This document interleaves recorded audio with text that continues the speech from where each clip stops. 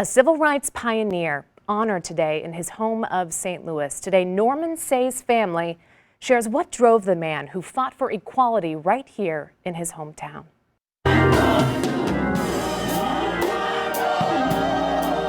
Norman Seay, celebrated and memorialized for the impacts he made on generations he will never meet.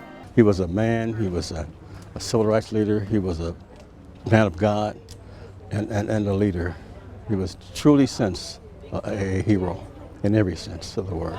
Seay always walked to church, so more than 55 years after he led protests for equality in the city of St. Louis, his family honored his memory by taking those same steps.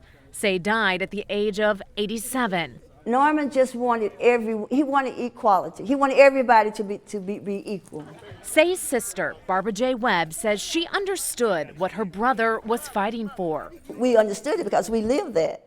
You know, we lived not going to being able to sit at the counters at Sticks and at the 5 and 10 cent store and White Castle. You know, we knew that. Her brother, a force of change. Please leave our premises forthwith. In 1963, Seay led the historic protest at Jefferson Bank and Trust, which refused to hire African-American personnel. He wanted everybody to be equal.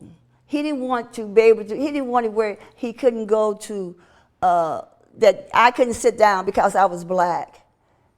He wanted me to be able, he wanted all of us to be able to sit together. He wanted togetherness. Seay protested to desegregate lunch counters in St. Louis. One thing that he was involved in was stopping the riots in St. Louis in 1968 when Dr. King was killed. Seay was also behind honoring Dr. Martin Luther King Jr. in St. Louis, getting a bridge and street named after him well before Dr. King was recognized nationally. Now Seay is being honored.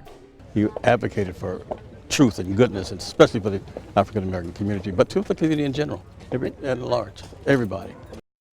A park is named after Seay in the Jeff Vanderloo neighborhood of St. Louis.